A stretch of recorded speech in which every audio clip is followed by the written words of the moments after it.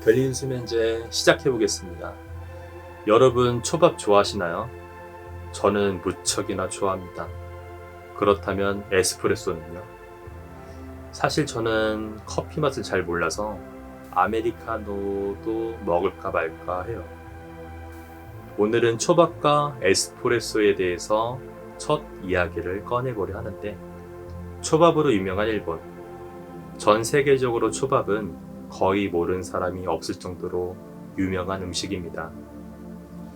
2007년 일본과 미국에서는 좀 독특한 경찰 문제로 시끌벅적했는데요.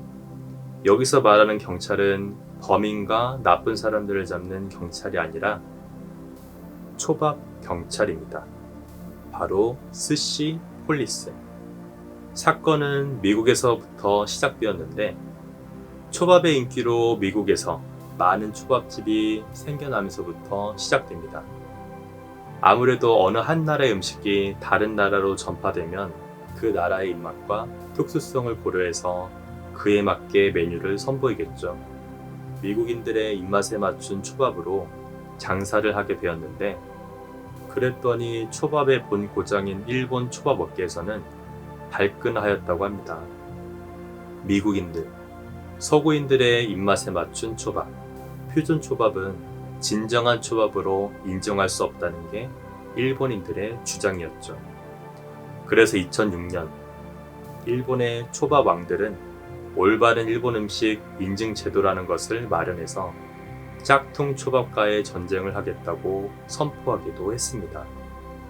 이를 계기로 일본은 짝퉁 초밥을 적발하기 위해 초밥 경찰을 외국에 파견하겠다고 선언을 했고, 이 소식을 들은 여러 나라가 반발하였고, 특히나 미국은 엄청나게 세게 저항했다고 하네요. 일본이 초밥의 종주국인 건 알지만 뭐 그런 걸로 초밥 경찰까지 파견하냐고 항의한 것이죠. 일본 측은 다른 여러 나라들과 미국의 항의가 거세어 그 뜻을 받아들이고 당장 시행하려 했던 초밥 경찰 파견을 가까스로 취소를 했다고 합니다. 이 이야기의 단면만 보면 그냥 우스갯거리로 웃고 넘어갈 수 있는 이야기지만, 결코 이면적으로 들어가 생각하면 우리 또한 곰곰하게 생각해봐야 할 문제입니다. 그냥 경찰도 아닌 음식의 이름을 따온 경찰이라니. 초밥 경찰은 그만큼 일본의 음식, 일본의 문화가 전 세계 각국에 널리 퍼졌다는 이야기고, 자국에서 수출한 문화상품을 철저히 관리한다는 일본의 태도를 눈여겨보아야 할 점입니다. 이와 비슷한 이야기로 이탈리아의 에스프레소가 있습니다. 카푸치노의 종주국인 이탈리아는 정통 카푸치노의 기준을 제시하였고, 거기에 맞지 않는 것은 카푸치노가 아니라고 강경하게 발표한 것이죠. 에스프레소의 기준은 이렇습니다. 25ml의 에스프레소 원액에 거품을 낸 우유 125ml를 섞어 도자기 잔에 담아야 한다.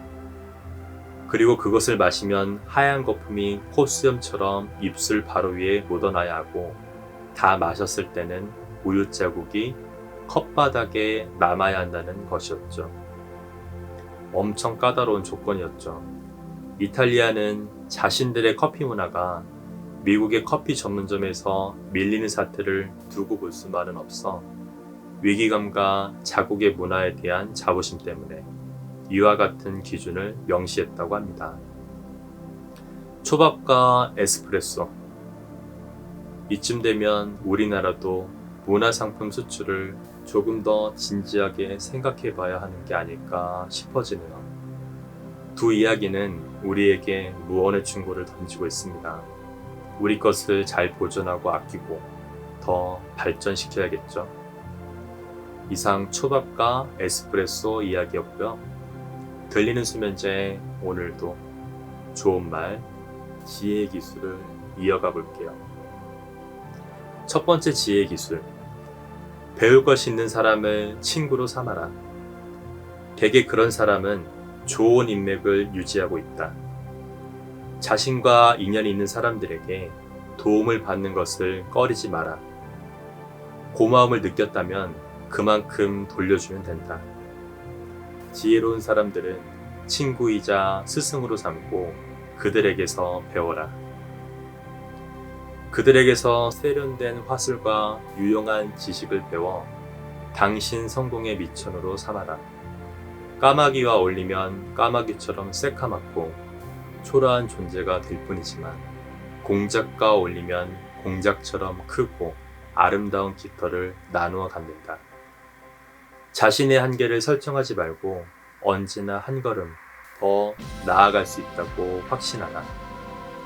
뛰어난 사람들과 어울리면서 자신의 부족함을 탓할 필요는 없다.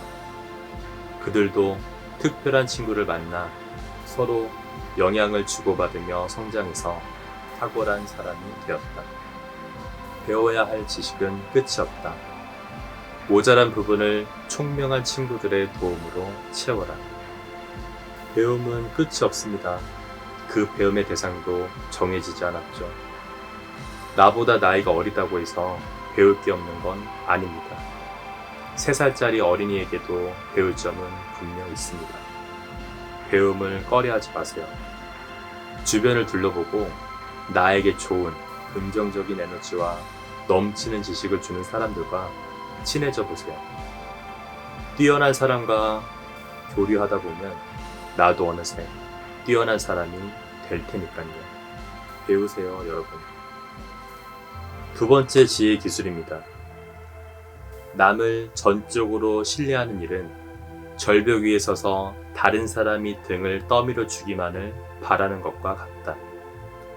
교활한 사람들은 나름대로 전략을 가지고 자신의 의도를 남에게 왜곡해 전달한다. 그들은 거짓으로 목표를 정하고 태연한 얼굴로 남을 속이며 주변 사람들을 끌어들여 남들로부터 신뢰를 얻어낸다.